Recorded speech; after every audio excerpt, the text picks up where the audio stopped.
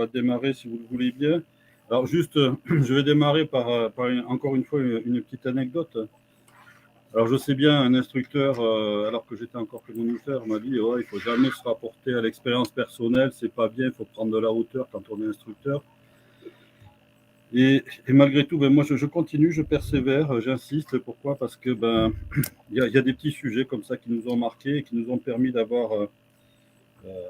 forger un petit peu les connaissances qui ont posé des questions. On va voir ça de la partie théorique. Et voilà, en plus de ça, moi je pense que ça situe un petit peu plus les choses. Et en situant les choses, peut-être que ça renvoie à une réalité, donc ça donne un peu plus de sens au propos qui est donné. Donc il y a une anecdote en deux temps là, qui va aller vers le sujet. La première, c'est par rapport au relâchement. Alors j'ai connu deux situations totalement opposées. Il y en a un, alors lui, c'est le mec hyper tendu. Et puis quand tu lui dis, vas-y, détends-toi. Non, non, mais ça va, je suis détendu. Mais là, je vois, t'es tendu partout, là. T'es raide comme un i, machin, etc. Non, non, mais je suis détendu. Et là, t'es détendu, et là, t'es détendu. On touche. Et là, petit à petit, il se rend compte que finalement, d'être décontracté, en fait, il est extrêmement tendu. Et puis l'autre, c'était un sportif de très haut niveau. Et alors, lui, il avait une aptitude au relâchement qui était extraordinaire. On lui a dit, hop, tu inhibes tous les muscles qui ne servent à rien et hop, dans la seconde, c'était fait et de quelque chose qui était déjà assez relâché, on avait quelque chose qui était totalement mou et on pouvait en faire presque ce qu'on voulait. Voilà, ça c'est par rapport au relâchement. Et puis après, la deuxième chose, c'est par rapport à toutes les consignes que l'on peut donner aux élèves ou entre soi. Eh bien, il y en a certains qui marchent plutôt par la propre expérience et ils vont s'obstiner. Et à travers cette obstination, au bout d'un moment, soit ils arrivent à trouver des résultats positifs et ils progressent, soit à un moment donné, ils arrivent à un niveau de blocage et là, ça dépend. Certains s'ouvrent aux autres et donc dans ce cas-là, deviennent attentifs aux suggestions alors qu'ils ne l'étaient pas du tout avant. Et puis d'autres restent renfermés sur eux-mêmes et au bout d'un moment, par lassitude, ils abandonnent. Donc on reverra tout ça, comment c'est repris dans la littérature. Et ce qu'on va faire là, on va démarrer tout de suite. Je vais repartager mon écran et on va y aller. Alors je partage l'écran. Voilà, vous l'avez et on va démarrer. Tchac. Alors, troisième webinaire sur le relâchement après avoir vu la compensation et la prise d'air. Pour moi, il y a une progression dans tout cela. Je ne sais pas si vous l'avez remarqué. Facteur de blocage important, facteur d'amélioration pour avoir un état, une situation assez confortable lors de l'exercice en apnée. Et puis, essayer d'optimiser cette question du relâchement. Et finalement, moi, je mets en dernier la question de la technique parce que on arrive déjà avec une technique merdique à faire souvent des choses extraordinaires. Voilà. Mais par contre, les trois premiers, pour moi, ça fait partie des fondamentaux. Alors, préambule, avec un petit exercice, pour une fois, ça va changer. Après une introduction, là, c'est la partie un petit peu théorique. Et puis après, on va rentrer dans le vif du sujet, comme d'habitude. Et puis, il y aura un temps de discussion à la fin, comme à chaque fois. Je pense qu'on va être encore toujours dans l'1h30 de séance. Là. Je sais qu'il y en a qui doivent partir plus tôt et donc qui nous embanderont en cours de séance. Des notions convoquées, anatomie, physiologie, technique et pas mal de psychologie ce coup-ci. Et puis ce préambule, eh bien, on parle d'apnée, on parle de choses et puis en fait on n'en fait pas assez. Donc ce que je vous propose, de faire un premier exercice, un petit exercice d'apnée, histoire de se mettre en situation. Alors le petit exercice, ça va durer à peu près sur 5 minutes, 5-6 minutes. Et voilà comment on va faire. Vous vous souvenez peut-être, la semaine dernière, on a travaillé un peu la cohérence cardiaque. On va faire ça pendant 2 minutes, puis après, on va faire une préparation. J'en avais parlé également, histoire de se mettre en situation avec 3 inspi, 2 inspi, 1 inspi, puis après une prise d'air complète, comme on a vu la fois dernière. Et puis après, on va faire 1 minute 30 de statique. Donc, c'est quelque chose qui est assez facile pour tout le monde à peu près. Et du coup, je vais vous accompagner avec quelques petits signaux pour pour vous remettre en route le système de compensation. Là, vous ferez bien attention au moment de faire les compensations à ne pas trop forcer. On est encore à l'extérieur, donc il ne faut pas forcer, pas se faire mal. Et voilà, donc faire des petits trucs. Et puis à un moment donné, je vous dirai de refermer les yeux, de les ouvrir, et puis après on terminera tout ça. Voilà. Alors, je vais prendre mon chronomètre. Ceux qui ne souhaitent pas le faire, ils peuvent ne pas le faire. De toute façon, on est d'accord là-dessus. Voilà. Alors, je vais donner des tops là, juste toutes les 10 secondes là, pour l'histoire de la cohérence cardiaque. Donc, si vous souhaitez préférer, et c'est pas mal aussi, c'est d'inspirer, expirer par le nez. Ça s'appelle le pranayama, ça contribue aussi au relâchement, donc vous pouvez faire ça ou par la bouche comme vous souhaitez.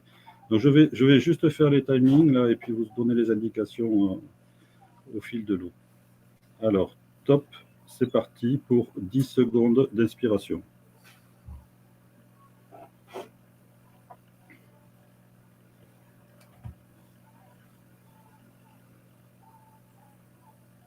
Top, on expire.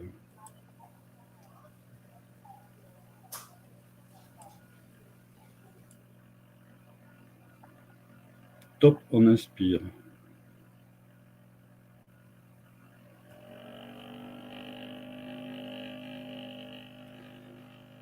Top, on expire.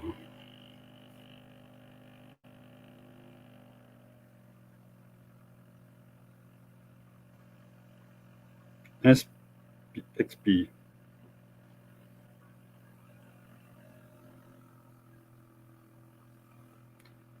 Inspiration.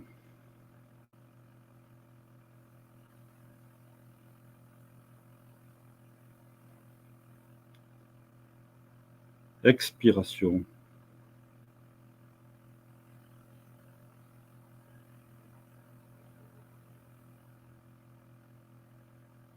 Inspiration.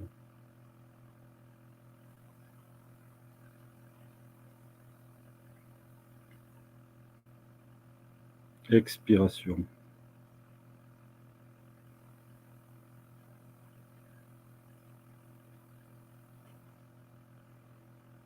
Inspiration.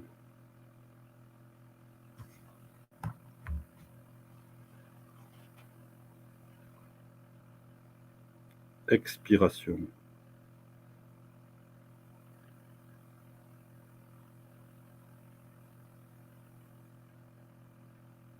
Inspiration.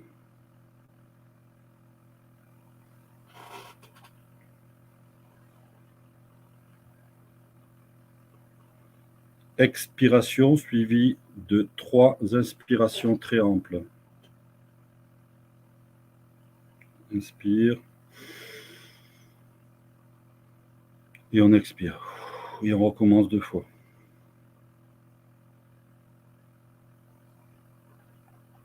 Encore une. Et on revient à une ventilation normale.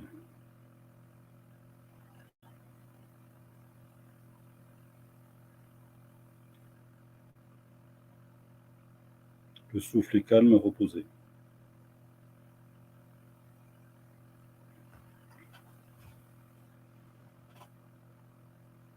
Ceux qui le souhaitent peuvent déjà fermer les yeux.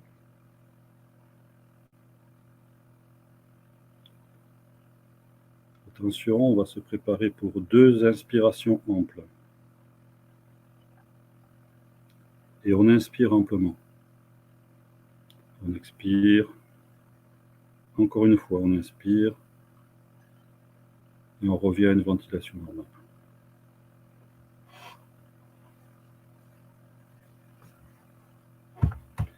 On va se préparer pour une inspiration ample qui sera suivie d'une reprise rapide de la ventilation normale. Et après, la dernière expiration forcée et inspiration. Inspiration ample. Retour à la normale. Et là, expiration forcée, suivie d'une inspiration ample. Par les 3 compartiments, abdomen, thorax, épaules.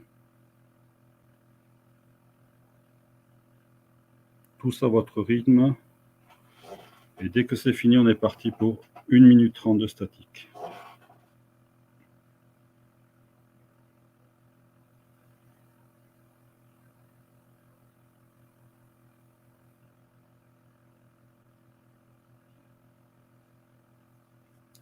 Compensation.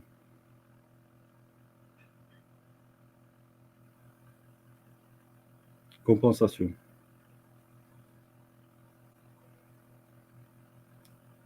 Compensation. Les yeux fermés.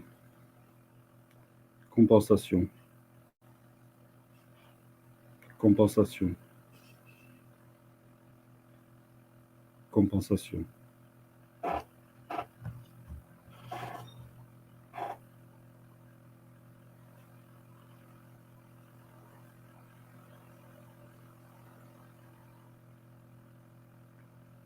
Encore 30 secondes.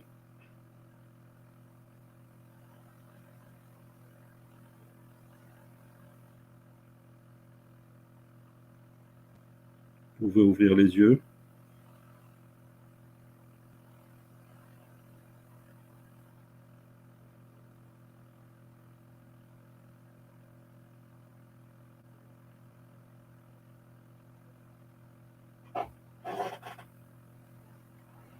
Top, c'est fini.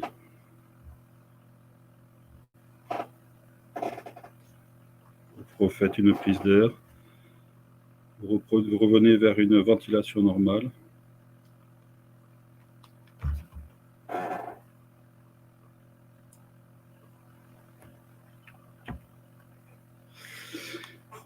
Alors, après ce petit exercice, est-ce que pour certains, il y a eu des difficultés?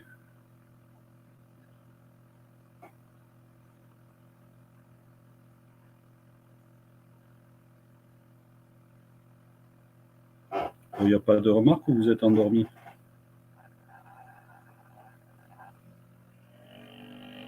Coucou. Ah, non, ça allait. Donc il y a Serge qui dit non, ça allait. Bon, d'accord. Donc la durée de l'apnée n'était pas trop dure, donc ça va. Nickel, Sylvain, pareil. Voilà, pas de souci pour Stéphane non plus. Merci. Alors, parmi vous, est-ce qu'il y en a qui ont convoqué une image ou est-ce qu'ils ont associé une situation pour la phase d'apnée? Est-ce que ça vous a renvoyé vers du concret ou pas?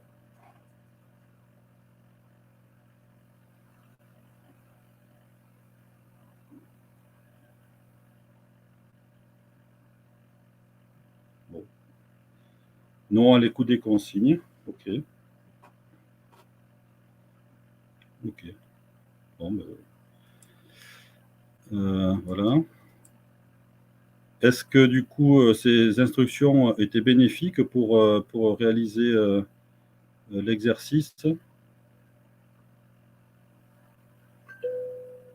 Ok, ouais, il y en a un pouce, oui. Et du coup, c'est le bénéfice de l'accompagnement. Alors, après, Stéphane nous dit j'ai répété un morceau de guitare. Voilà. Donc, du coup, c'était certainement une façon pour lui d'associer une situation de détente, de relax, de bien-être. Sylvain s'est trouvé en phase de descente, donc il s'est imaginé dans une situation de poids constant ou immersion libre ou quelque chose comme ça. Et Julien a un peu d'imagerie de descente également pour lui. Voilà. C'était un petit peu ça, voir ce que vous aviez, si ça venait déjà naturellement chez vous. Et est-ce que du coup vous avez une attention qui s'est portée sur les tensions musculaires pendant cet exercice? Est-ce que vous avez fait attention à votre posture et les moyens de relâcher les différentes parties du corps?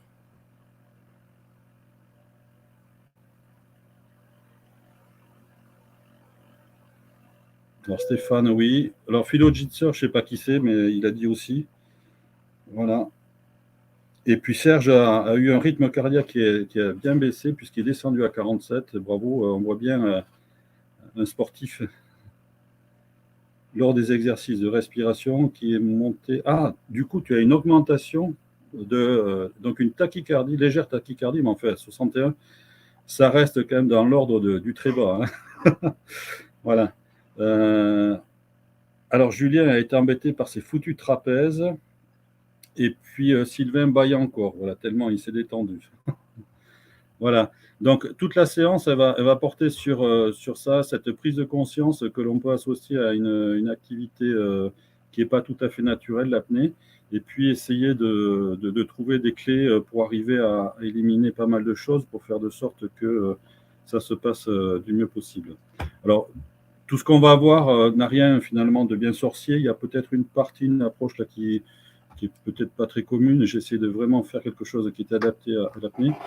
Mais c'est des choses que vous aurez certainement pratiquées ou fait pratiquer même.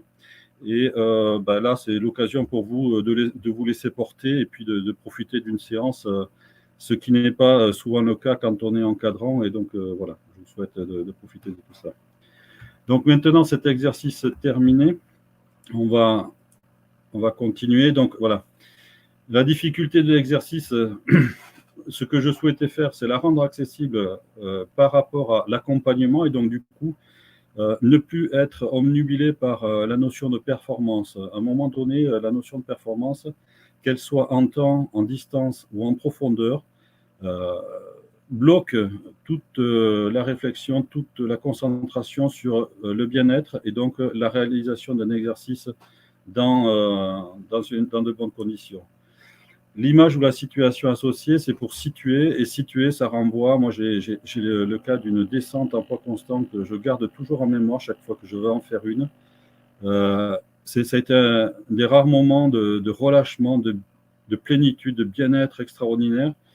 Et quand je ne me sens pas tout à fait prêt, parce qu'il y a plusieurs facteurs qui interviennent, eh bien, je convoque cette situation-là pour me remémorer ces bons moments.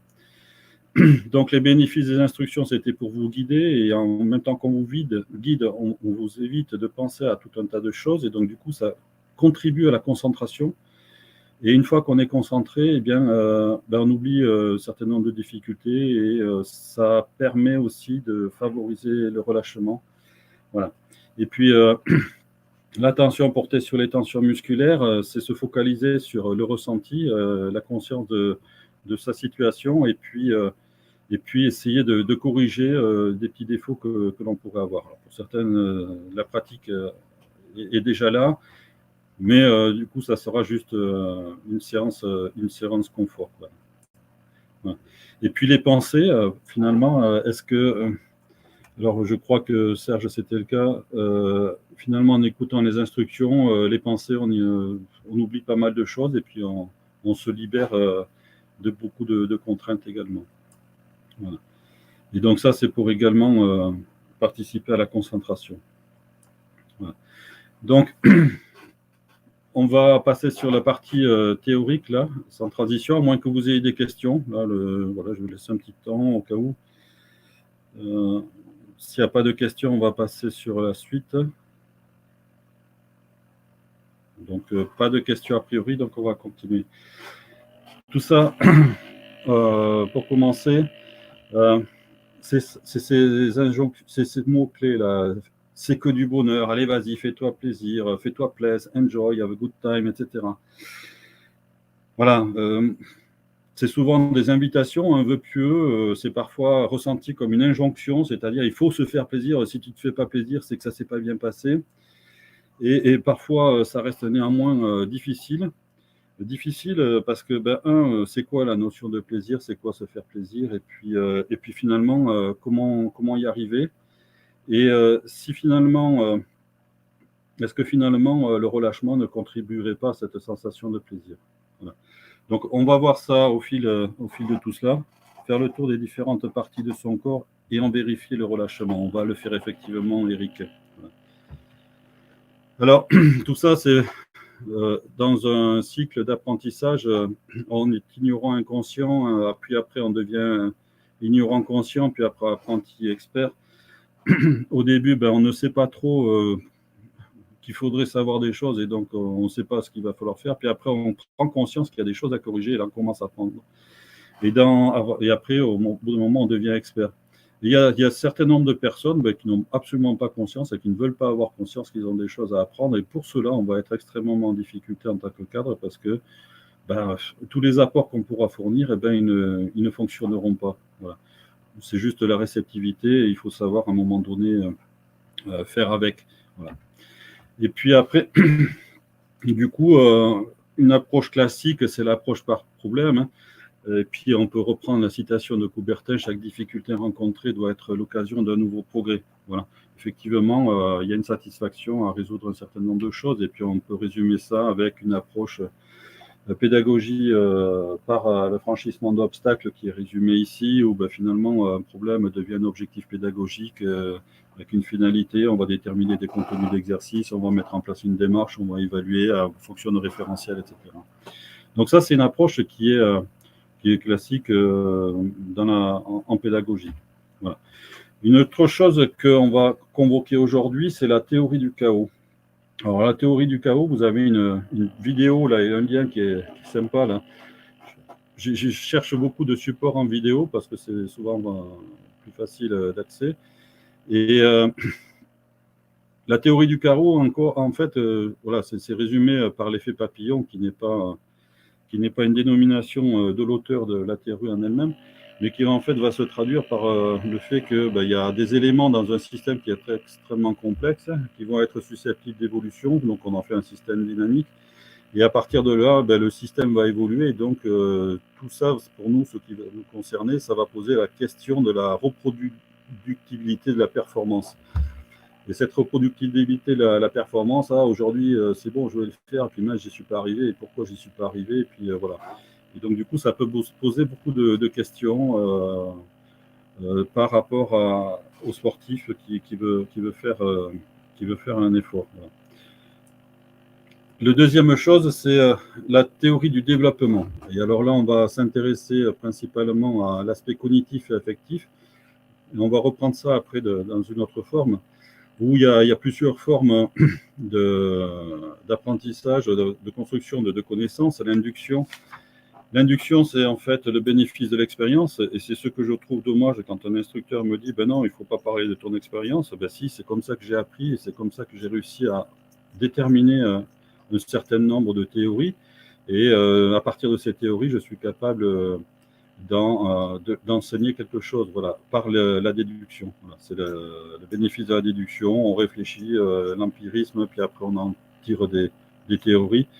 Et à partir de théories, quand on les met en application dans l'action, ça s'appelle la déduction. Voilà. Et puis après, il y a toute une partie qui est justification de l'évaluation et des faits. C'est quand on apprend quelque chose, il faut essayer de justifier. Alors, la justification, pour moi, de cette partie-là, elle est liée, aux obstacles qu'on peut avoir en situation d'enseignement ou d'apprentissage, puisqu'on va voir que c'est réflexif. Et puis à l'autre partie, en développement, nous dit Serge Marcourt, c'est tout ce qui relève de la certitude, mais également des doutes, et puis de la partie conformiste. Le conformisme, c'est faire comme les autres, c'est conformer à une certaine norme, entre guillemets. Mais c'est également aussi, parfois, souvent, faire des choix par rapport à ces certitudes et ces doutes. L'autre deux postures, introversion, extraversion. Introversion, c'est je vais cacher tout ça, je ne vais pas m'exprimer, je vais le garder pour moi. Et finalement, on va arriver à des situations qui peuvent être extrêmement bloquantes. Et l'extraversion, ça va être le contraire, j'exprime mes difficultés, je les partage, et à partir de ce moment-là, des échanges peuvent s'établir et le progrès revenir.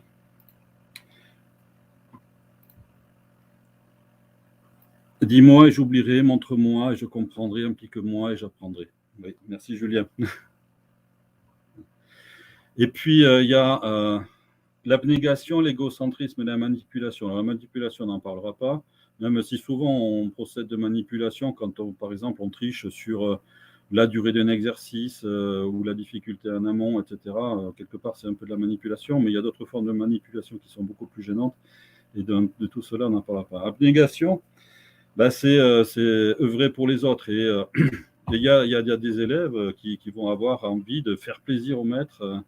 Et en faisant cela, ils vont être à l'écoute et puis savoir réagir et puis chercher la satisfaction auprès du maître.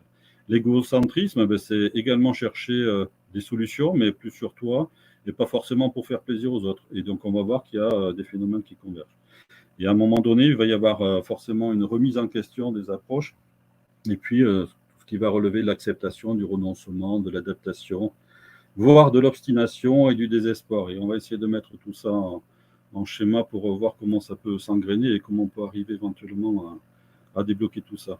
Alors si je vous parle de tout ça, parce qu'en fait, c'est des facteurs psychologiques, et on le verra un peu plus tard, la psychologie est extrêmement présente. Et puis du coup, il y a également convoqué le conseil de comportement. J'ai repris une vidéo, allez le voir, moi je trouve ce gars extrêmement sympathique. C'est celui qui a pratiquement introduit les neurosciences. Et donc, lui, vous l'avez peut-être vu dans un film, hein, il parle de fuite, de lutte ou d'inhibition ou d'action face aux situations. Et c'est pour lui les 4 entrées du comportement en situation. Et on va voir comment ça peut se passer.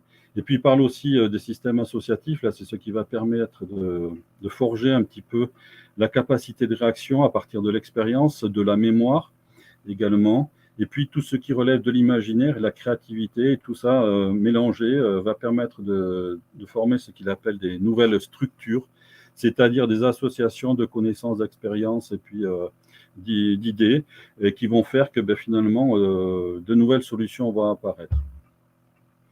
Concernant le plaisir, il nous parle plutôt d'équilibre, voilà, et en relation avec la gratification. Et lui, comportementaliste, il renvoie à l'idée de ce rein auquel on applique une électrode et une décharge au moment de lui donner la nourriture, et finalement le rat finit par associer pour du plaisir cette décharge électrique, parce qu'au bout du compte, il y a cette gratification qu'il attend, la nourriture. Et donc ça aussi, ça pose la question de la manière de se poser cette notion de plaisir, et puis finalement, est-ce qu'on attend quelque chose de quelqu'un d'autre, ou est-ce qu'il peut y avoir d'autres approches? Bon, ça, je vais le passer là.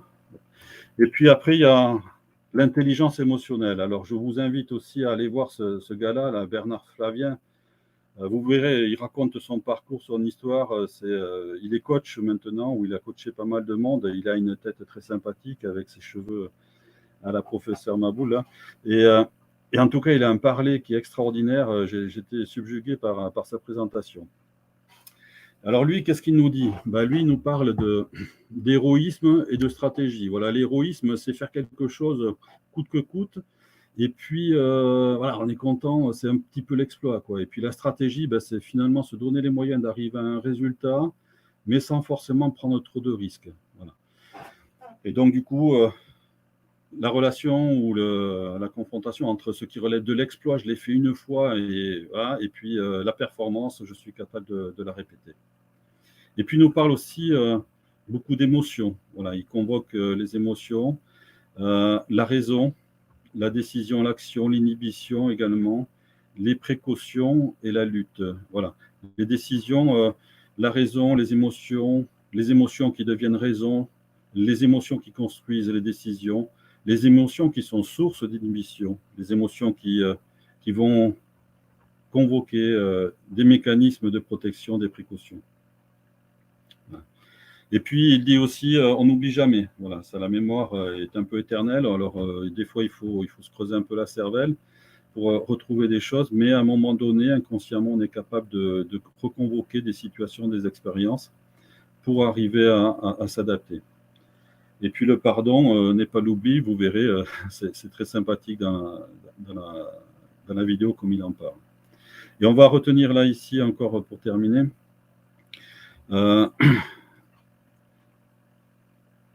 Oui, je partagerai les liens. C'est les marqueurs somatiques. Et lui, il dit il y a deux types de marqueurs, les positifs et les négatifs, et c'est-à-dire toute situation positive, tout ce qui nous a été bénéfique, va inscrire des marqueurs positifs qui vont forger l'appréciation de la situation, et d'autres qui vont être négatifs. Et puis ces marqueurs négatifs somatiques là, ils vont être durables. Et voilà, juste pour l'anecdote, mais c'est intéressant à l'écouter, il dit que toutes les choses que l'on regrette, sur lesquelles on n'est pas d'accord, il y a ce cap des 21 jours qu'il ne faut pas dépasser. Parce qu'au bout de 21 jours, c'est l'énergie nécessaire pour arriver à oublier ces aléas, ces mauvaises choses qui sont arrivées.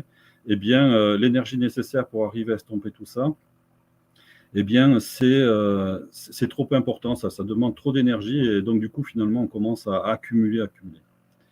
Et puis, du coup, il interroge cette notion de plaisir, voilà. Et voilà, je regarde après parce que je ne me rappelle plus. Voilà.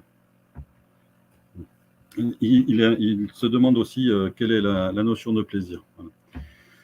Alors,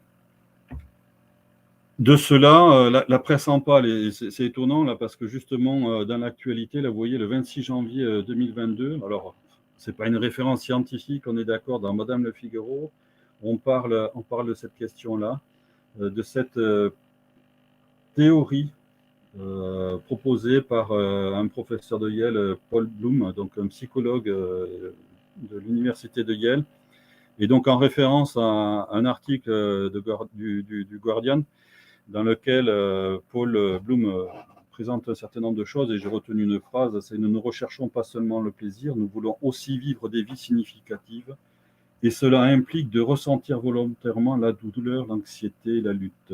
Nous voyons de la valeur dans la souffrance choisie. » Et en fait, dans cette logique-là, et c'est ce que nous disait tout à l'heure Bernard Flavien, Bernard Flavien, il nous dit le bonheur, c'est quoi? On est tous avec un bonheur 20 sur 20.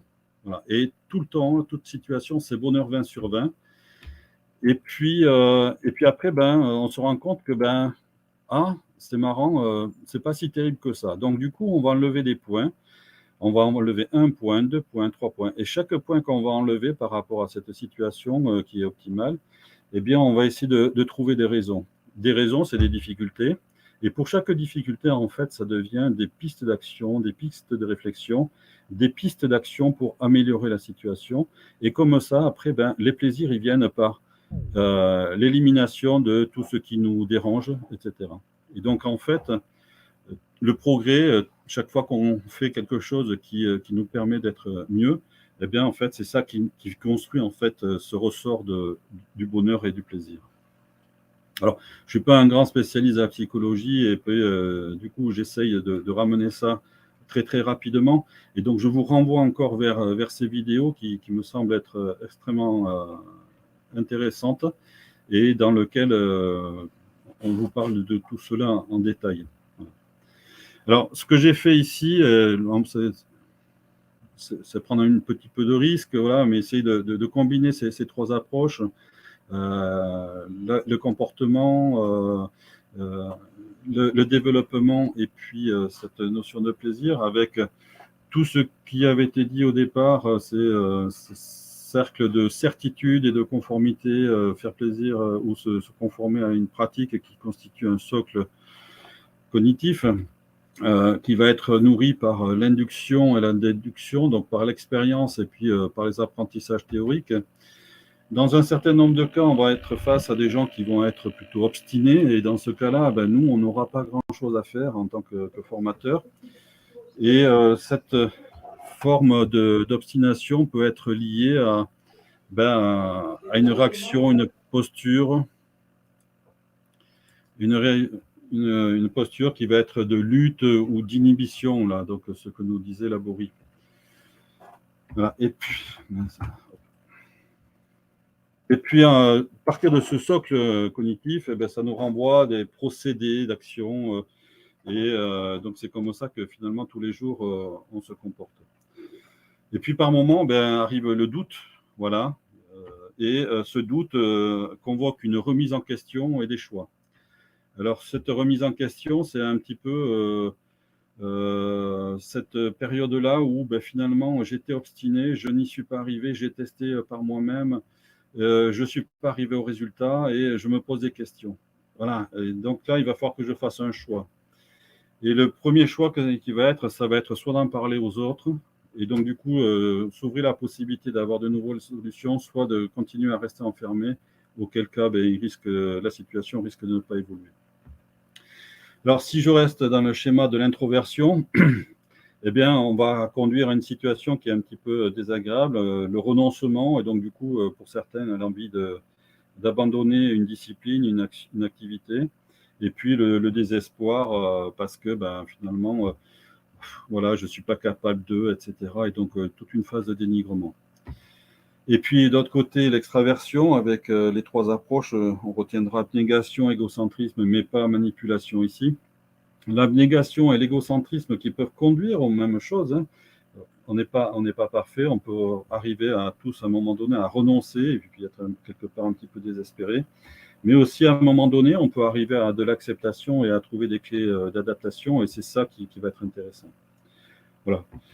Alors du coup, le renoncement, le désespoir, ça va plutôt nourrir des marqueurs négatifs et qui vont être durables. Et plus les situations vont être ancrées, donc comme c'était dit tout à l'heure, au-delà de 21 jours, voilà, ça devient très difficile de lever tout ça.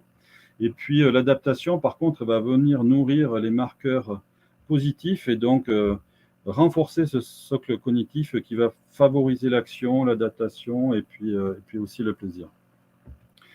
Alors maintenant, dans tous les systèmes, il y a de la rétroaction, et puis le renoncement et le désespoir va venir également ébranler toutes les certitudes et le conformisme, et donc quelque part le socle cognitif qui peut être du coup un facteur extrêmement négatif, parce que du coup on ne sait plus, on est perdu, on ne sait plus quoi faire, et ça peut être dramatique. Et l'autre chose, c'est le renoncement et le désespoir peut être moins dur et convoquer une remise en question, et donc là remettre dans un cycle vertueux, et puis refaire des choix, et puis essayer de se réorienter. Enfin, l'adaptation, elle va permettre de renforcer les connaissances, et donc à partir de là, développer de nouveaux schèmes d'action, et puis parfois aussi reconvoquer des doutes, etc. On est dans un système dans lequel finalement on n'est pas dirigé par le haut, on n'est pas dirigé par soi, on peut se remettre en question. Alors pour ce qui nous concerne, on va avoir plusieurs leviers d'action, à la fois par la transmission de l'information, des connaissances qu'on est capable de produire. Moi, je me base essentiellement sur l'induction pour forger des connaissances que je transmets, et d'autres vont aller chercher plutôt dans la littérature pour chercher tout ça. Voilà. Ces deux approches qui sont pas orthogonales, elles sont complémentaires. Mais voilà. Pour moi, je suis très empiriste, je le sais, et du coup, l'induction est la principale clé de progression des connaissances. Et à partir de là, ce qu'on peut essayer de faire, c'est sur les autres, travailler sur le renoncement, le désespoir et l'adaptation, parce que du coup, on a un rôle social qui conforte dans une situation, dans une posture, et puis dans une utilité surtout, je dirais. Voilà. Donc ça, c'est une approche assez théorique. Et puis derrière, vous pouvez reprendre les deux exemples que j'avais mis. Celui qui applique une consigne extrêmement rapidement, et donc qui est capable de mettre en doute toutes ses postures, tous ses schémas d'action très rapidement, et par abnégation, il arrive à un résultat d'adaptation extrêmement rapidement, ou pour faire plaisir au maître, ou juste parce qu'il a conscience que tout ce qu'on lui dit est bon pour lui, et donc du coup il accepte aussi, et ça marche très bien. L'autre, c'était celui qui va buter, qui va s'obstiner, et puis finalement il va lutter à la fois contre lui-même et puis sur ce qu'on lui propose en termes d'apport. Et finalement, il peut arriver aussi à ce qu'il oublie complètement cette relation qu'il peut y avoir. Et puis le troisième cas là qu'on avait, la personne extrêmement contractée qui a la certitude et pour lequel il va falloir mettre en doute par des pratiques, par des exercices et finalement l'amener, alors que ce soit par abnégation ou par égocentrisme, à modifier sa situation et s'adapter. Voilà. Alors, on retrouve un petit peu tout ça et l'idée, c'est finalement essayer de limiter les parties renoncement et désespoir. Mais le renoncement, à un moment donné, ça va être on va dire comment ça, le signal qui va nous dire, ben, ça y est, il est prêt maintenant, puisqu'il a renoncé, il est prêt peut-être à se remettre en question et à y avoir des doutes et refaire des choix. Voilà. Et ça a été le cas sur la personne qui ne voulait pas, qui était obstinée. À un moment donné, elle a dit ben, c'est bon, j'arrête, j'en fais plus. Je lui ai dit ben, écoute, maintenant que tu as renoncé, peut-être que tu veux écouter. Et là, il s'est mis à l'écoute et du coup, son comportement a changé. Son écoute a été plus importante et en même temps, ben, il a vu que en suivant des recommandations, des suggestions, il arrivait à progresser, il a repris confiance, etc. Voilà. Ça, on est sur une approche de psychologie du développement, psychologie comportementale, psychologie cognitive. Je ne suis pas du tout expert du sujet, je suis plutôt profane. Je me suis documenté avec quelques lectures et je vous ai renvoyé quelques vidéos intéressantes pour balayer tout ça. Et ça me semblait voilà, un petit peu assez intéressant en tout cas pour partager ça avec vous. Je ne sais pas ce que vous en penserez. Et puis après, plusieurs choses dans la relation travailler en équipe, que ce soit en plongée à scaphandre ou en apnée. Moi, je place au cœur de ce système-là la confiance et puis un objectif commun qui peut être autour d'une pratique simplement. Et après, à partir de là, peut venir s'engrainer le partage, les échanges, l'écoute, etc. Voilà. Mais pour moi, les relations de base, elles sont consolidées autour de la confiance. Une confiance qu'on livre parfois aveuglément. Et puis après, ben voilà, qui peuvent être trahis parfois, mais qui permettent a priori de construire des situations d'action agréables. Voilà. Donc, avant de passer à ça, voilà, c'est peut-être un peu abrupt, c'est peut-être pas ce à quoi vous attendez. Vous vous attendiez aujourd'hui, mais c'était un élément qui me semblait intéressant de prendre en considération pour les enseignements, surtout dès lors qu'on va s'intéresser à des activités qui vont être plus en relation avec la psychologie des individus. Voilà. Est-ce que vous avez des questions à ce sujet ?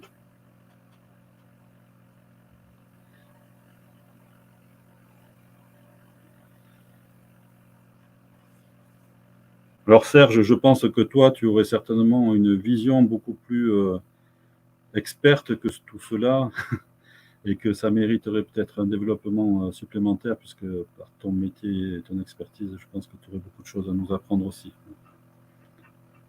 Pas du tout, me dit-il. Bon, ben tant pis. Ok. Bon, ben alors du coup, on va revenir sur Terre ou revenir dans l'activité. Il est juste plus centré sur le sportif. Voilà. Ben, on va essayer de faire ça, on va essayer de revenir là-dessus. Voilà. Et sur le management du sportif en plus, d'accord. Ok. Donc c'est peut-être intéressant. Donc, si le relâchement amène au plaisir, quels peuvent être les marqueurs somatiques ? Voilà. On reprend ce qu'il disait tout à l'heure. Moins sur le management d'entreprise. Oui, effectivement. Alors, on a vu ça, le processus de régulation de la ventilation la fois dernière. Ce qui va nous intéresser aujourd'hui, ben, c'est tout ce qui est en amont et qui va permettre d'agir sur ce centre de la ventilation. Et donc, parce qu'au bout du compte, quand on fait de l'apnée, ben, il faut arriver à faire de sorte qu'on la retienne le plus longtemps possible et dans une situation la plus confortable possible. Et quand on parlait de psychologie, là, j'ai pris quelques mots là, qui ont été prononcés par Alice Modolo, une championne du monde française, pour laquelle eh bien, cette discipline, l'apnée, c'est à 80% du mental. La partie techniques venant ensuite. Voilà. Alors, moi, je partage beaucoup tout ça, et c'est bien pour ça que finalement, l'approche technique, le palmage est arrivé à la fin. Même si la compensation, c'est un élément technique très important, même si la prise d'air, c'est un élément technique extrêmement important. Alors, c'est 80% du mental, mais il n'y a pas que ça. Donc, il y a d'abord la situation, voilà, la condition, on est un homme, une femme, etc. Il y a aussi les conditions de milieu qui vont intervenir, il y a le matériel qui va intervenir, il y a les conditions de sécurité dans lesquelles vont être organisées les activités, et tout ça est extrêmement lié, ça s'engraine, etc. Donc, on va essayer de remettre en détail un petit peu tout ça. Alors, qu'est-ce qui peut influer? Dans la vie quotidienne, il y a le travail, les collègues, les clients, la famille, les enfants, le transport, la conduite, la santé, la forme. Voilà, je vous laisse lire. En fait, c'est tout ce qui, au quotidien, est susceptible de générer des interactions et puis finalement, parfois, souvent, du stress. Voilà, du stress ou du plaisir. L'alimentation est un vecteur de plaisir assez répandu. Et puis, j'ai noté à la fin, les conventions sociales, c'est tout ce qui nous amène finalement à nous obliger à nous comporter comme... voilà. C'est un peu les règles informelles, mais auxquelles il faut se conformer parce que si on veut être bien dans un groupe, c'est... voilà, il faut se plier à la norme quelque part. Voilà.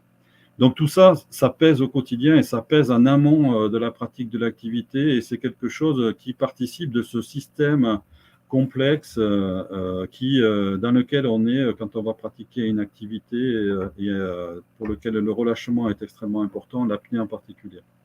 Voilà. Donc tout ça, la vie quotidienne, le matériel, et puis bon, je me suis pas creusé beaucoup pour mettre des mots. Il faut le savoir le gérer, s'équiper, l'utiliser, et puis on a certainement tous en souvenir ce moment où on arrive, waouh, la combinaison, putain, déjà je suis crevé de l'avoir mis, je suis essoufflé, machin, etc. Et puis après j'arrive au bord de l'eau, merde, la palme a cassé, fait suer, etc. Et tout ça, ça crée évidemment beaucoup de stress. Et puis, mince, comment ça marche ça? Je me suis empêtré dans le bout, dans le machin, etc. Oh, ça fait suer, tout ça. Tout ça est générateur de stress. Voilà. Et donc après, il faut... oui, c'est du vécu, oui. Je pense que nous tous qui sommes réunis aujourd'hui, à un moment donné, on a vécu tout ça. Voilà. Et puis, j'ai même un souvenir, c'est à la mise à l'eau, là, c'est pas moi sur la photo. Hein. Voilà, je me suis foutu à l'eau. Le direct system a complètement explosé. J'avais plus de stable. Il a fallu faire une plongée de merde, etc. Mais en fait, ça s'est quand même bien passé sur le plan de la sécurité. Voilà, tout ça, c'est du vécu, effectivement. Et puis, il y a le milieu. Alors là, il y a la température, la luminosité, la pression, les bruits, l'agitation et les aménités. Alors là, pour la température, j'ai mis ici ce que l'on peut rencontrer au lac de Malbuisson, lac Saint-Point. En été, la température est super agréable, 25 degrés. Quand on arrive à 5 mètres, on est passé à 14. Et quand on arrive au fond, l'eau est à 4 degrés. Voilà. Et tout ça, c'est des informations. La luminosité, c'est pareil. On arrive souvent dans la zone des 25 mètres où il fait pratiquement nuit. À 30 mètres, il fait nuit noire. Il y a ce phénomène de pression là qu'on a vu, qui va exercer notamment en apnée une influence forte sur la disponibilité de l'air et la cage thoracique et les poumons. Tous ces bruits qui peuvent venir nous perturber, notamment en mer, avec les bateaux, avec tout un tas de choses qui se passent autour de nous, et qui n'a jamais eu peur à un moment donné de se dire si je remonte, est-ce que je ne vais pas me choper un moteur sur la tronche, alors qu'en fait, vu que la propagation du son est beaucoup plus importante dans l'eau que dans l'air, eh bien, on a l'impression que le danger est beaucoup plus près. Fait pas un peu froid au fond? Si, il fait un peu froid au fond. Hein. Alors, c'est pas... oui. Alors, c'est pas des moins 10, moins 20. Ça aurait dû être 10 ou 20, oui. Il y a un moins en plus. Voilà. Merci, Eric. Les aménités, c'est tout ce qu'on va pouvoir... ouais, ou alors ça descend, ouais. Les aménités, c'est tout ce qui va nous provoquer enfin, c'est tous ces plaisirs, mais qui sont également source de, voilà, de surprise, de stress. Ouah, j'ai vu un super poisson et tout d'un coup, pof, il y a le palpitant qui arrive. J'ai vu un paysage sous-marin extraordinaire et puis voilà, on n'est plus dans la simple contemplation, on est dans l'extase, on est vachement excité, tout ça, et tout ça va contribuer encore une fois à faire de sorte qu'on ne soit pas tout à fait relâché. Voilà. Donc le milieu également qui est influé. Et pour la plupart de ces éléments-là, ben, on ne va rien pouvoir contrôler également, et donc il va falloir essayer de faire avec. Et puis après, il y a les techniques. Alors, il y a la compensation, la prise d'air, l'effort physique, la préparation, l'entraînement, les spasmes qui sont source de questionnement très souvent. Et puis tout ce qu'on va pouvoir ancrer comme étant acquis, bonne conscience, bonne pratique, pour arriver à faire de sorte qu'on ne se pose plus un certain nombre de questions. Et d'où la nécessité de répéter, s'entraîner, et puis pratiquer régulièrement sur la compensation, y compris à sec, sur la prise d'air, y compris à sec, sur une préparation physique, mais pas forcément que dans l'eau, etc., etc. Et puis à l'ignorance de ceux qui se posent des questions, mais comment est-ce que je vais faire? Je ne sais pas faire, et donc du coup, je ne maîtrise pas la technique, et tout ça est susceptible de générer du stress. Voilà. Et puis, il y a toutes les limites du multitâche et la résilience qui va aller. Alors, j'ai mis l'homme orchestre juste à côté pour exprimer cette situation de multitâche. À un moment donné, on ne va plus être capable de savoir tout gérer. Alors, lui, il est formidable, mais il n'utilise pas tous les instruments en même temps. Et donc, l'important, c'est à la fois de s'organiser, donc de procéder à du séquençage, et donc décomposer petit à petit un exercice pour après instaurer une progression, et puis permettre après la réduction des stimulations. Je crois que c'est ça qui est extrêmement important, c'est réduire les stimulations, c'est-à-dire réduire le nombre d'informations qui va être nécessaire pour arriver à se concentrer sur des valeurs refuges qui sont source de confiance. Puis après se poser dans une temporalité, et puis on va voir maintenant juste ce qui relève de la pleine conscience à travers des exercices de relâchement. Voilà. Alors, on va faire un peu de ce qui s'appelle la méditation de pleine conscience. Donc, j'ai mis ici une définition qui a été reprise. On va retenir présence attentive, une expérience interne qui va être focalisée sur des sensations et qui va nous amener à nous observer en train de faire. Voilà. Et donc, on va rester dans cette position assise et dos droit là qu'on avait vu pour la prise d'air, et on va faire un certain nombre d'exercices. Et à côté, là, vous voyez, j'ai mis un article parce qu'en même temps que ça, c'est prôné pour favoriser le relâchement D'un autre côté, alors que certains établissements voulaient l'introduire, eh bien, il y a l'Union nationale des associations de défense de l'individu et des victimes de sectes qui disent attention, ce genre de pratique, c'est dangereux, quoi. Alors c'est un peu étonnant que, voilà, mais bon, parce que derrière, il n'y a pas que la prise de conscience du corps, mais il y a peut-être aussi la prise de conscience de l'esprit. Et donc, du coup, le retour vers la manipulation. Nous, ce qu'on va faire aujourd'hui, c'est juste la prise de conscience du corps et s'en tenir à ça exclusivement. Donc, voilà, ne vous inquiétez pas, je ne vais pas essayer de vous torturer l'esprit. Voilà. Et on va faire le deuxième exercice. Alors, si vous voulez bien, vous allez d'abord vous mettre debout et vous allez faire des étirements dans tous les sens. On va faire ça pendant... Voilà, debout.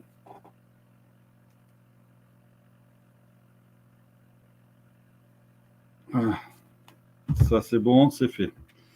Alors maintenant, vous allez vous asseoir. On va reprendre cette posture qu'on avait l'autre fois quand on a fait les exercices de ventilation.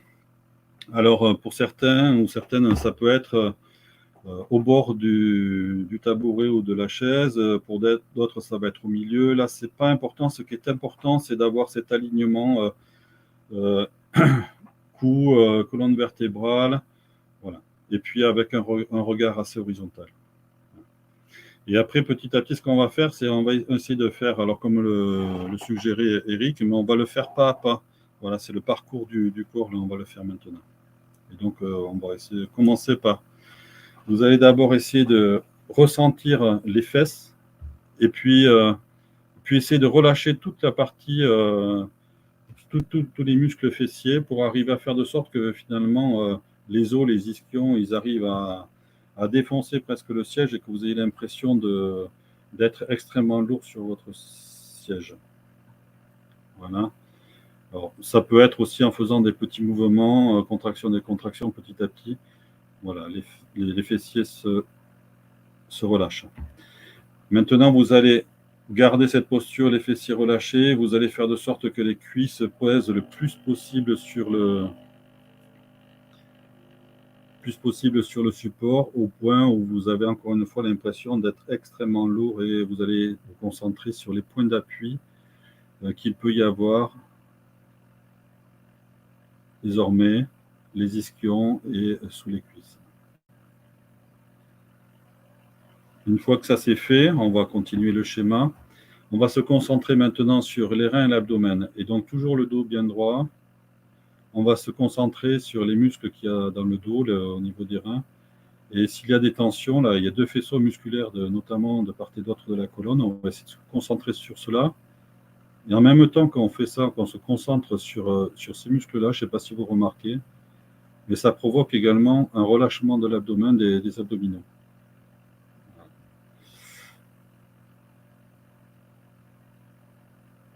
Donc on garde cette impression de poids, de point d'appui très marqué sur les fesses et sur les cuisses. On maintient la colonne vertébrale droite et on relâche bien les reins et l'abdomen. Maintenant, une fois que tout ça en remonte, on va se concentrer sur les épaules. Et là, les épaules elles vont donner l'impression d'être extrêmement lourdes et de descendre. Voilà. Alors, il ne faut pas essayer de tirer vers le bas, il faut juste faire de sorte que finalement, par elles-mêmes, les épaules descendent.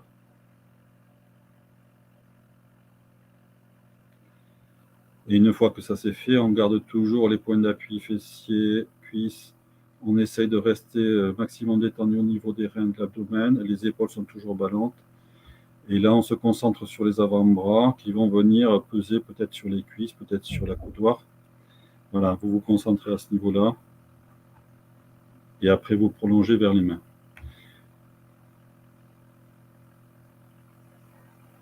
Une fois que tout ça est relâché, on a presque une impression de paralysie. Voilà. Alors, on se dit, il faudrait que je fasse un effort maintenant pour arriver à bouger quelque chose. Maintenant, on continue. Toute la partie basse du corps reste détendue et on se concentre sur le cou. Peut-être en faisant des petits mouvements de balancier pour aider à favoriser le relâchement des deux faisceaux musculaires qu'il y a dans le cou à l'arrière. Une fois que ça c'est fait, on se concentre sur la mâchoire.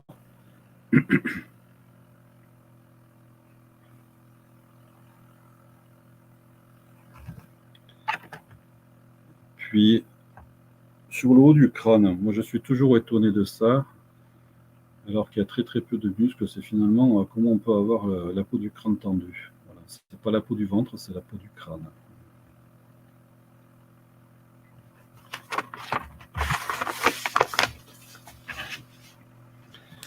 Voilà, maintenant que ça c'est fait, on va refaire le schéma inverse. Certains préfèrent partir du haut de la tête, puis la mâchoire, puis le cou,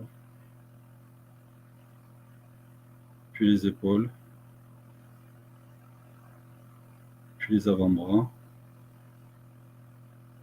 puis les mains, puis le dos, l'abdomen, puis les fessiers et les cuisses.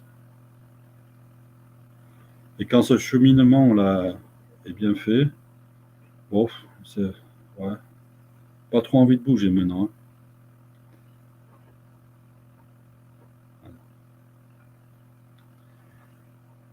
Mais pourtant, on va essayer de continuer. Ce que vous pouvez faire également, c'est de fermer les yeux quand vous faites ça.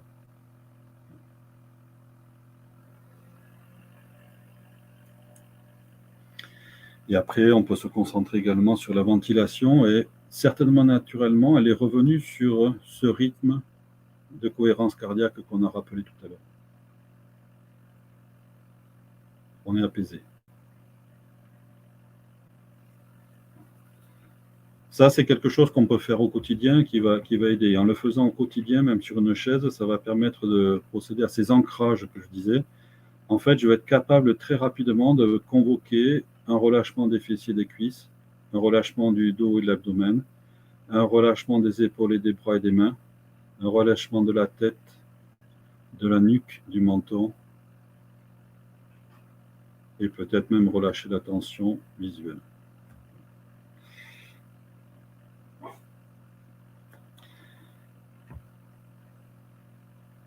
Voilà.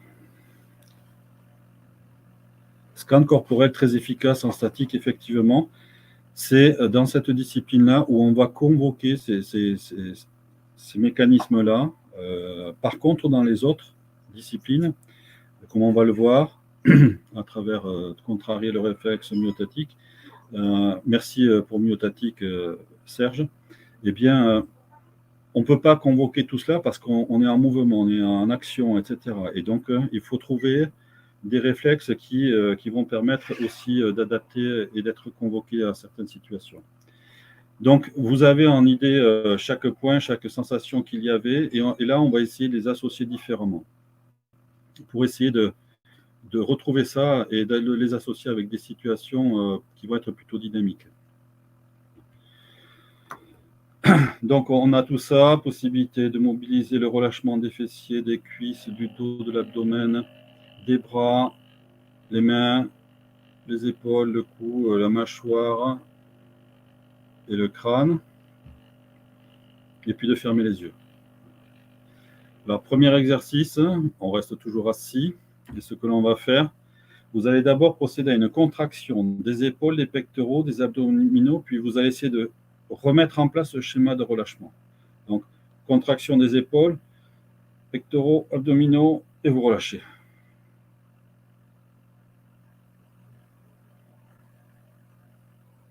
Une fois, deux fois, trois fois. Ça peut être lié à la prise d'air. Vous savez, quand on fait ce cycle ventilatoire forcé, avec les 3 phases abdominales, thoraciques et des épaules, on arrive, on est blindé, on est hyper tendu, et la tendance, c'est maintenant que j'ai pris l'air, c'est aller. Et bien là, avant de s'immerger pour faire quoi que ce soit, apnée statique ou apnée dynamique, il faut prendre ce temps de relâcher les épaules, les pectoraux, les abdominaux pour apporter du confort. Et c'est pour ça qu'en séance, à la fosse par exemple, je retiens les personnes. Non, tu prends l'air. D'abord, on ne fait pas deux choses en même temps. Rappelez-toi les multitâches. On ne peut pas à la fois prendre une bonne prise d'air et puis commencer le canard et puis se relâcher. Ce n'est pas possible. Donc d'abord, tu prends l'air. Quand tu as fini, tu te relâches et après, tu fais un canard.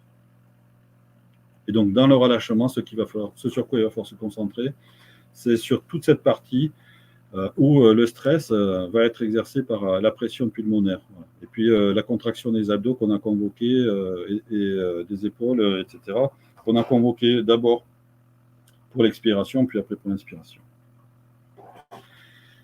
Alors après, ce qu'on va faire, c'est maintenant contraction des bras, du cou, des pectoraux et des épaules. Alors je vous laisse faire. Vous contractez ça, les bras, le cou, les pectoraux et les épaules. Et après, vous relâchez, vous essayez de suivre ce cheminement qui vous convient, pour faire de sorte que les bras, le cou, les pectoraux et les épaules soient relâchés.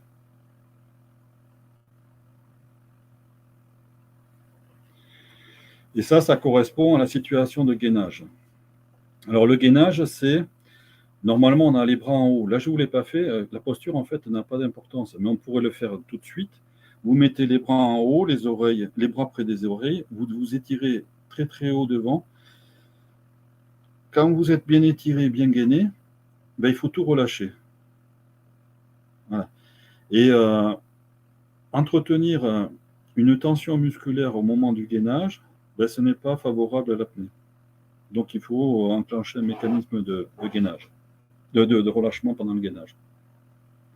D'abord on étire, puis après il faut essayer de tout retrouver. Alors comment est-ce que j'ai fait pour abaisser mes épaules? Mes épaules elles tombent, les bras, les mains elles sont souples, etc. Voilà. On essaye de faire ça. Troisième exercice, vous allez contracter les cuisses et les fessiers, puis après relâcher. Donc là, vous êtes crispé sur votre siège, et après, vous relâchez tout, y compris les abdominaux et les reins. Une fois, c'est pas compliqué comme exercice. 2 fois. Et là, vous devez sentir finalement l'impression que le corps descend dans le fauteuil ou dans la chaise, que le ventre redescend vers le bas et que les reins ils suivent le mouvement des fesses. Voilà. Donc, cette impression où voilà, tout se tasse vers le bas. Et ça, c'est quelque chose qu'on peut introduire au moment du palmage. Alors, le palmage, on verra ça la prochaine fois. Mais ce qu'on va essayer de faire, c'est ne pas avoir une contraction permanente de toute cette partie-là, puisque ce qui va être le plus utile, c'est essentiellement les cuisses dans le palmage. Et toute la partie qui est au-dessus des cuisses, en fait, elle peut être dans un système de relâchement. Donc on peut avoir les cuisses en mouvement et la partie haute au-dessus des hanches qui peut être relâchée. Et ça, c'est pas forcément intuitif. Quatrième situation, eh bien là, vous allez contracter la mâchoire et le cou. Et puis après, vous relâchez.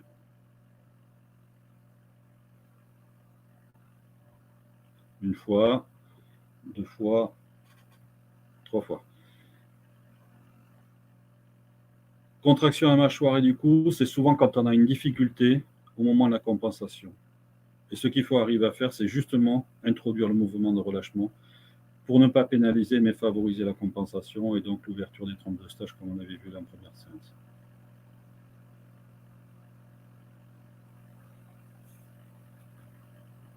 Voilà. Donc là, il y a 4 ensembles de postures qui peuvent être introduites dans la pratique. Alors, statique et ou dynamique pour le premier cas, et le reste, ça va être plutôt dans la partie dynamique et notamment en profondeur.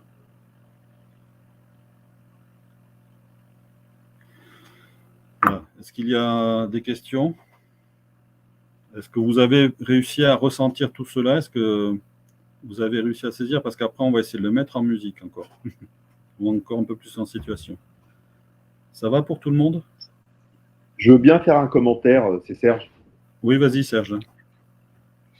Alors, on ne peut pas contrarier le réflexe myotatique puisque c'est un réflexe. Tu veux que je mette ma caméra peut-être? Si tu veux, oui. C'est surtout si tu peux. Ouais.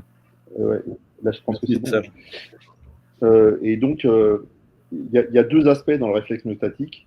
Il y a d'abord que tout muscle est tiré et en fonction de la violence de l'étirement, il y a une contraction réflexe qui est plus ou moins importante. Ça, c'est la base, on va dire. Mais en même temps, le réflexe myotatique, il va procéder au relâchement du muscle antagoniste. C'est logique, puisque si tu contractes le biceps et qu'en même temps ça contracte le triceps, tu ne peux pas bouger, tu ne peux pas plier le bras. Donc on peut jouer aussi, alors pour le relâchement, on peut contracter un muscle antagoniste pour obtenir le relâchement du muscle antagoniste. Ouais. Si je contracte le biceps, alors sans étirer le triceps évidemment, donc en position 90 degrés par exemple, si je retiens mon bras comme ça et je contracte le biceps, je vais avoir un relâchement du triceps.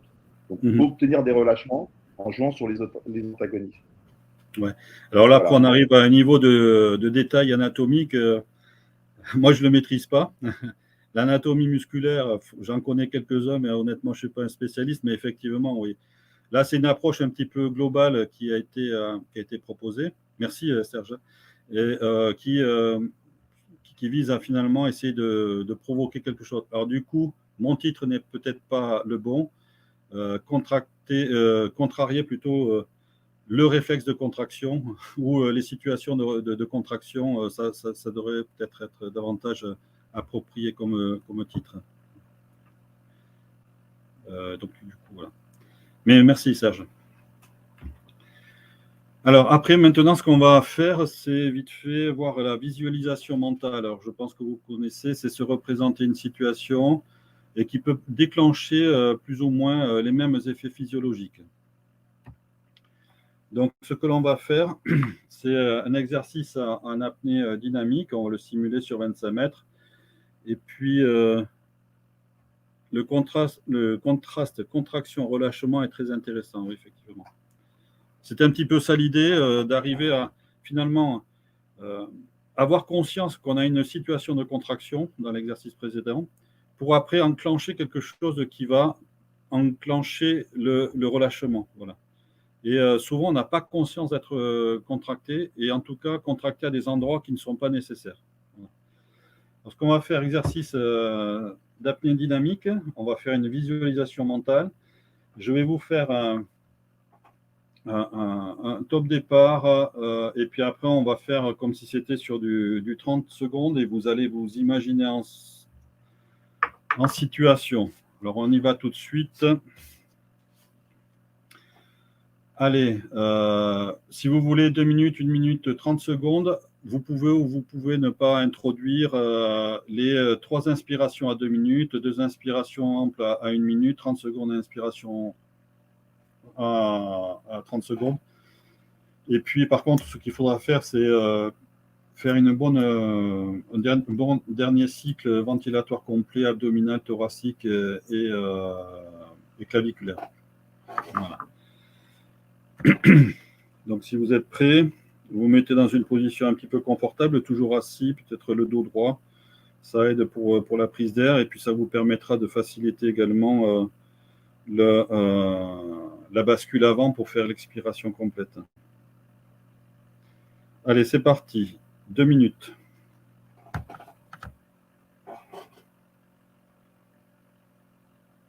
Donc là, vous vous imaginez, vous êtes au bord du bassin ou dans l'eau, plus précisément. Les pieds dans l'eau, vous êtes jusqu'à la taille, vous avez les pieds au sol.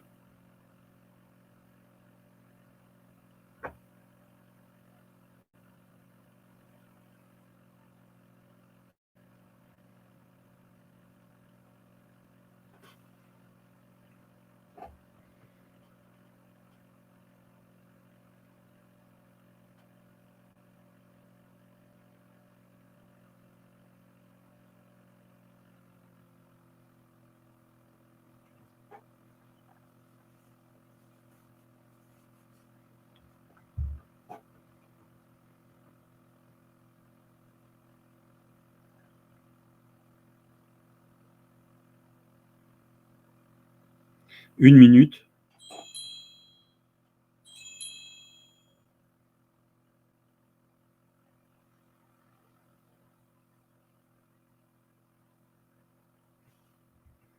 Alors là, normalement, vous avez une ventilation normale, détendue.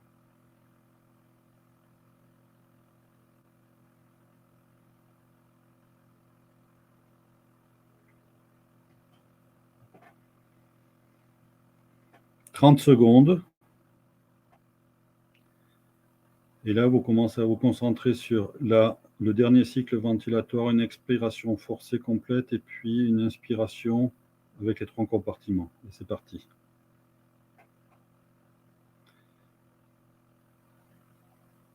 10, 9, 8, 7, 6, 5, 4, 3, 2, 1.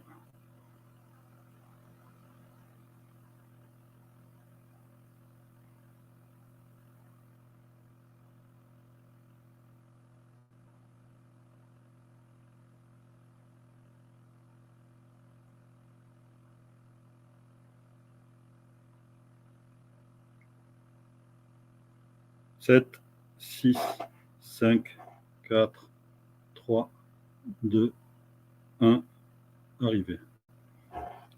Voilà, vous sortez, vous récupérez.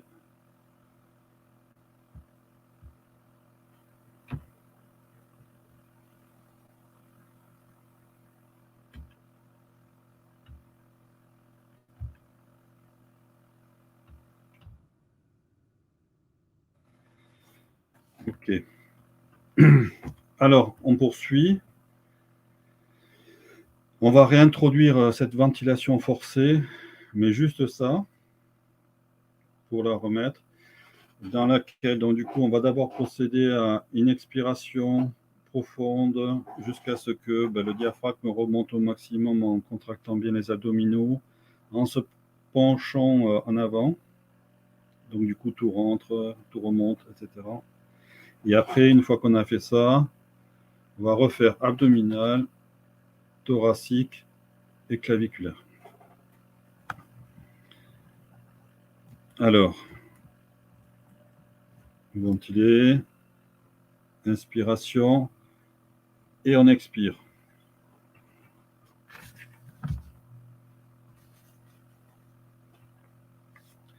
Encore. Et quand vous n'en pouvez plus, vous gonflez l'abdomen et ça va vous aider à vous remonter et penser au relâchement dans le dos. Petit à petit, par à coup, vous redressez. Quand vous avez l'impression que le ventre ne peut plus sortir, là, vous gonflez la cage thoracique. Quand vous avez l'impression que la cage thoracique ne peut plus se gonfler, vous retirez, vous étirez les épaules en arrière et vous prenez encore une ou deux petites inspirations. Et là, vous restez bloqué et à partir de là, vous essayez de tout détendre.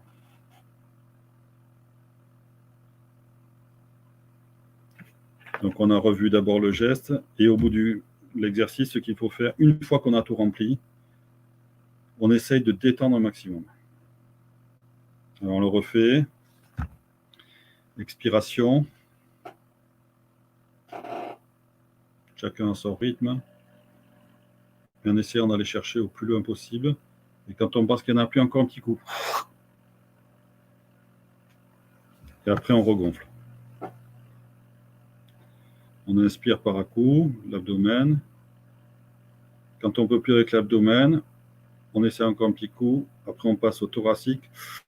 On gonfle un petit par petits à coups, encore. Le corps se redresse, le dos reste bien détendu. Quand on ne peut plus au thoracique, hop, on écarte en arrière les épaules. Une, deux boulets. On bloque tout. Là, tout est tendu. Le diaphragme, la cage thoracique, les épaules, tout est tendu. Et on commence par la tête, le dos, le cou, les épaules, les pectoraux, l'abdomen.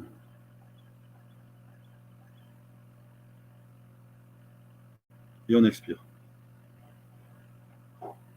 Voilà. Sans vous voir, c'est un peu compliqué à faire, mais j'espère que vous avez réussi à suivre. Là, encore une fois, ancrer une chose. J'ai beaucoup d'air, je peux faire quelque chose de bien, je suis en confiance. Et en plus de ça, je suis détendu, ça va bien se passer. Les marqueurs somatiques positifs sont à fond. Et maintenant, on va refaire le même exercice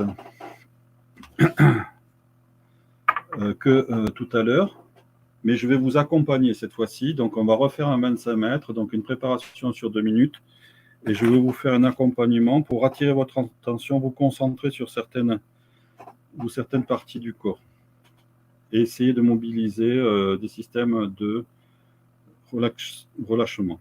Alors, du coup, le 25 mètres sera fait à un peu plus de 30 secondes, juste le temps de dire et que vous appliquiez, mais on va rester dans une limite de 1 minute. Mais en général, c'est quelque chose qui s'applique dans 30 secondes. Donc, ne vous étonnez pas si vous avez l'impression que ça traîne un peu. C'est juste le temps de donner les consignes et de les appliquer, ça prend un peu plus de temps. Donc, on va démarrer. Donc, vous avez une ventilation normale. Et attention, 10, 9, 8, 7, 6, 5, 4, 3, 2, 1, 2 minutes avant le départ. Inspire ample, vous allez vous concentrer sur la nuque, les épaules, après les pectoraux, les abdominaux. Tout ça, ça se relâche. Après les 3 inspires amples, si vous les avez faites, retour à une ventilation normale, calme, cohérence cardiaque.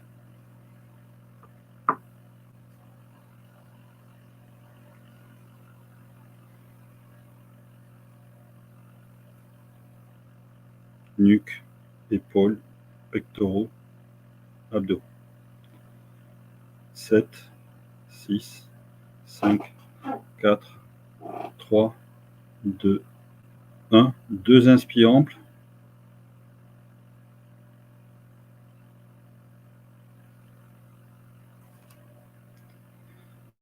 Retour à la ventilation normale et on revient sur nuque, épaules, pectoraux, abdos.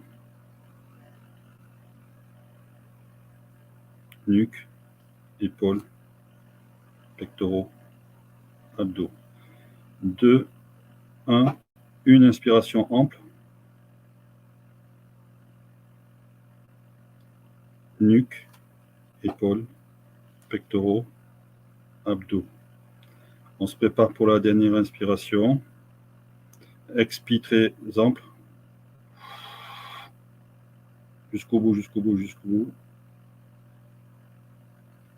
Inspiration. Saccadé. L'abdomen d'abord.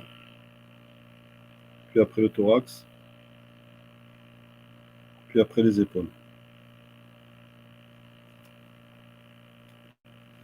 Et là, vous vous concentrez sur épaules, pectoraux, abdos. Maintenant, immersion. On se concentre sur cuisses, fessiers relâchés. On se met en position de poussée. Gainage. Cou, épaules, reins, abdos. Vous poussez du mur. Vous êtes en glisse. Cuisses, fessiers, abdos. Crâne, mâchoire. Vous palmez. Crâne, mâchoire, cou, épaules, pectoraux, abdos. Vous approchez près du mur. Vous finissez le mouvement en glisse. Concentrez sur cuisses, fessiers. Vous sortez. Vous prenez un appui sur la ligne ou sur les planches. Vous relâchez les épaules. Vous faites une inspiration. Et vous relâchez les abdos. Et vous revenez à une ventilation normale.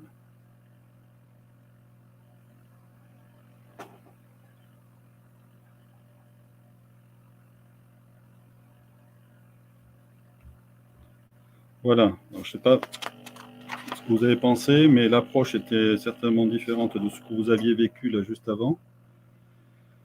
Et je ne sais pas si vous avez à la fois pu, à travers cette visualisation, ressentir les effets physiologiques, voilà, parce que vous étiez bien projeté dans l'exercice. Et si en même temps que vous étiez bien projeté, vous avez su introduire finalement ces facteurs de relâchement qui étaient proposés à différentes étapes. Qu'est-ce que vous en pensez là?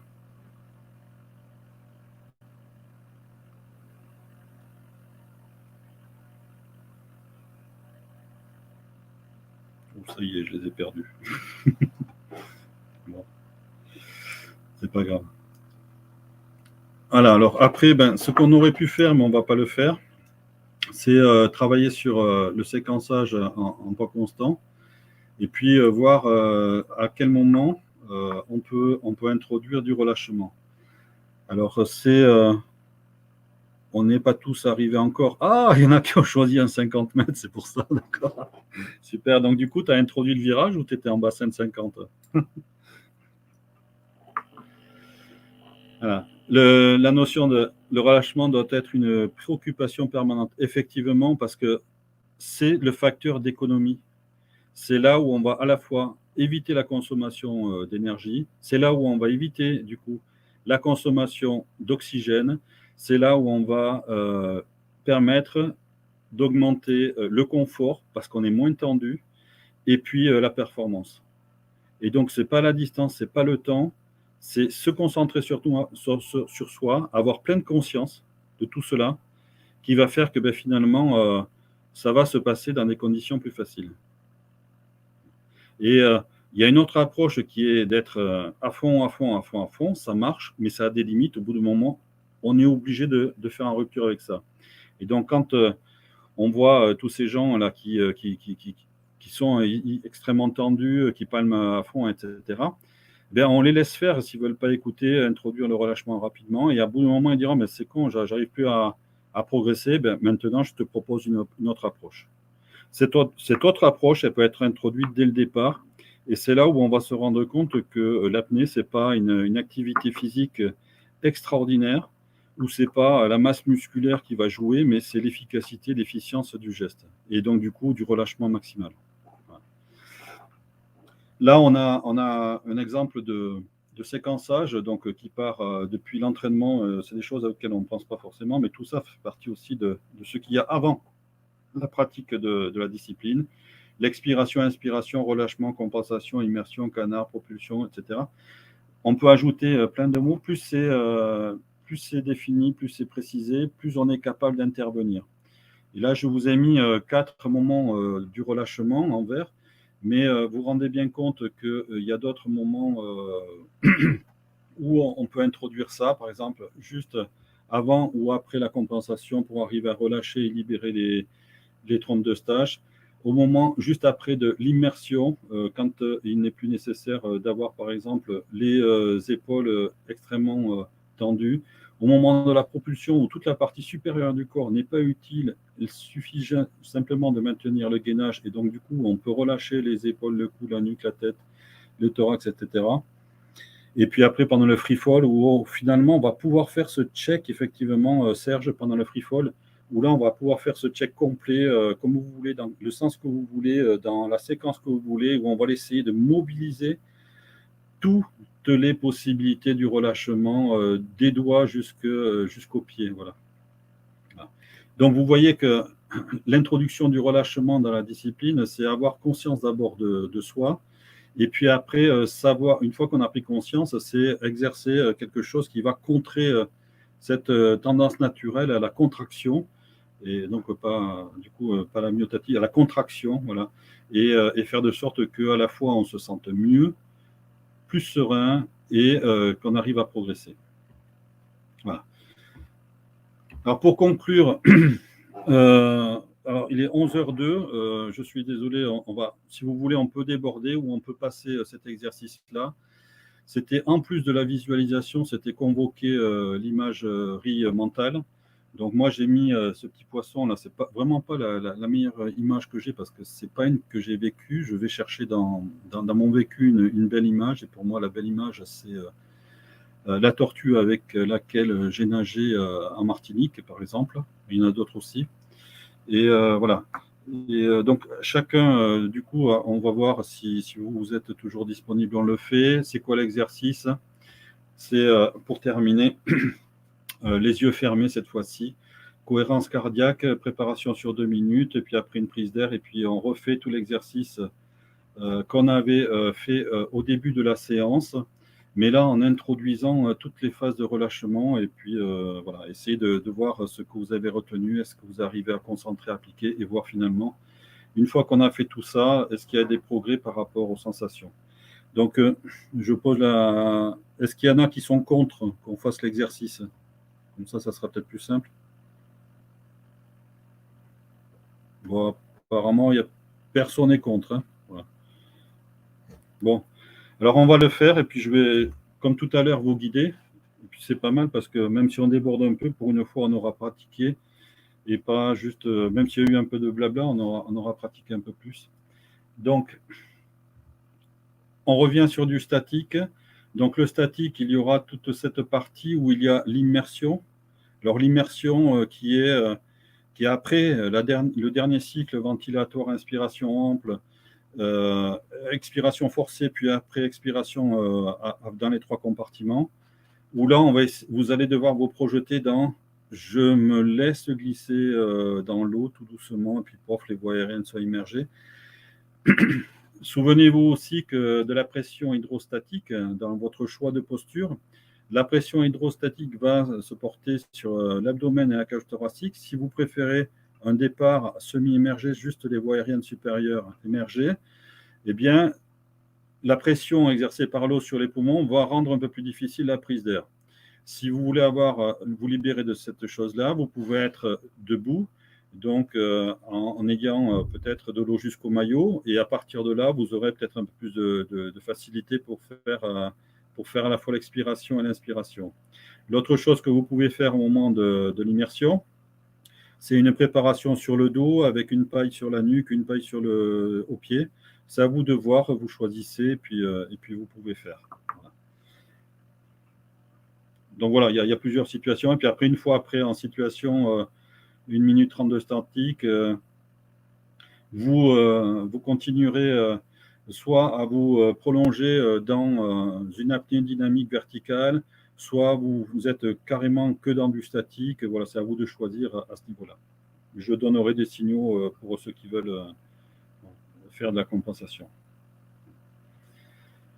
Et surtout, là, c'est l'application des mécanismes de relâchement. Donc, vous allez commencer par fermer les yeux.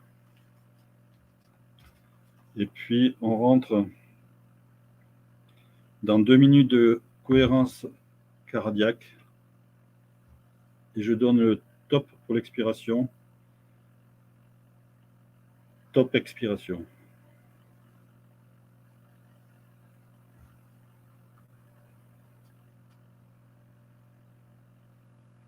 Inspiration.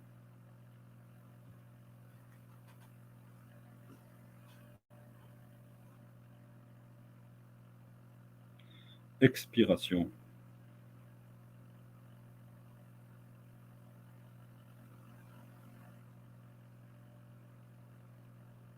Inspiration.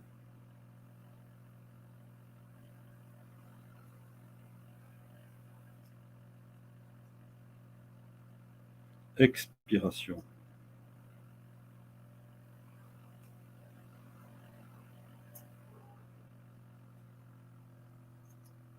Inspiration.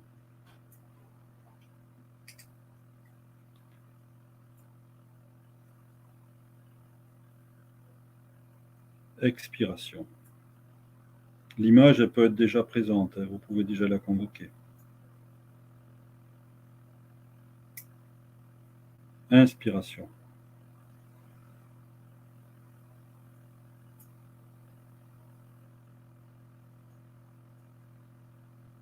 Inspiration.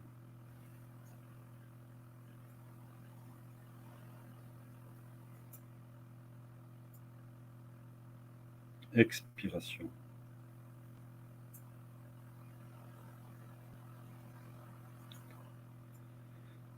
Inspiration. Et 3 cycles ventilatoires amples. 1.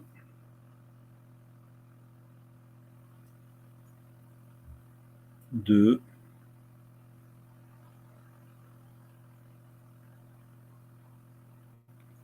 3. Et retour à une ventilation normale.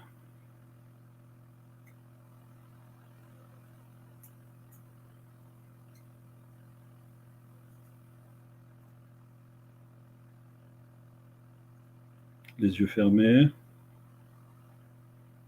Pensez à tout bien faire le scan corporel.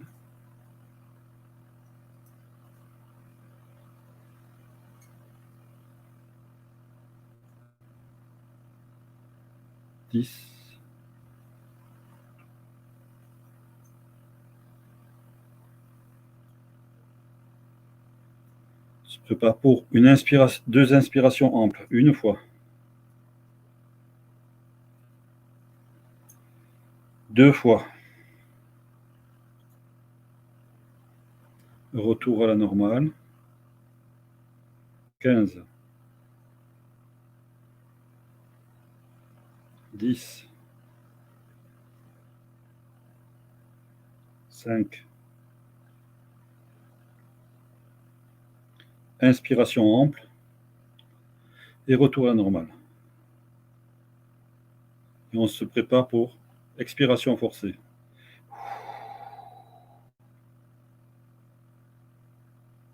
Suivi d'une inspiration ample en 3 compartiments.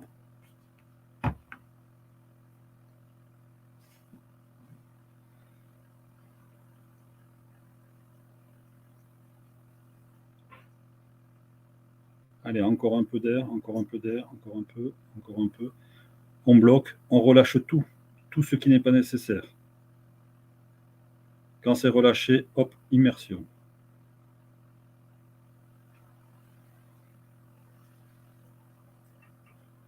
Compensation.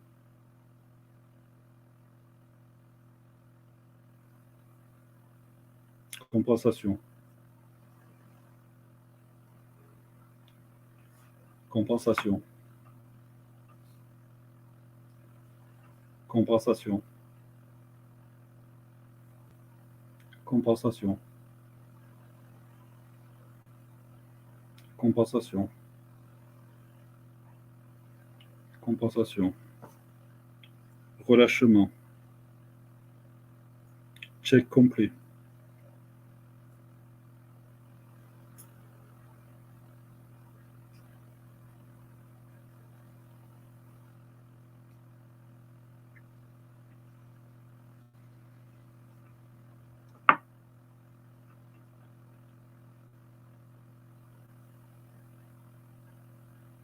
On ouvre les yeux.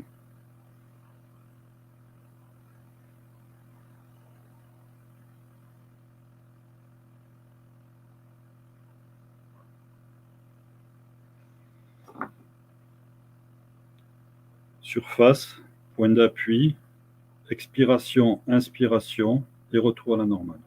Relâchement.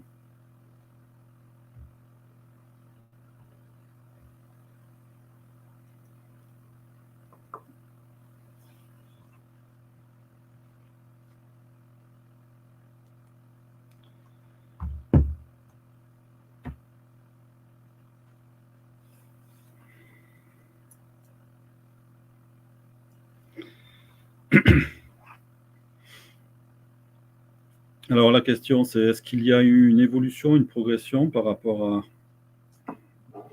la gestion du stress, à la mise en situation? Est-ce que vous vous sentez un peu plus en confiance, avec un peu plus d'aisance?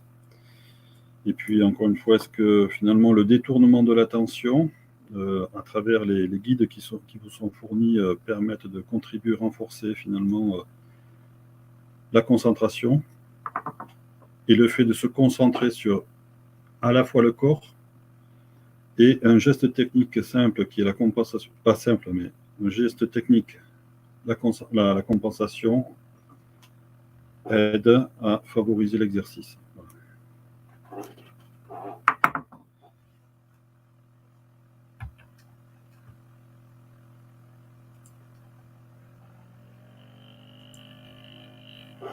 Voilà, on a terminé la séance. On peut passer à la partie discussion. Voilà, je vous remercie de votre présence et participation. Voilà, les discussions sont ouvertes.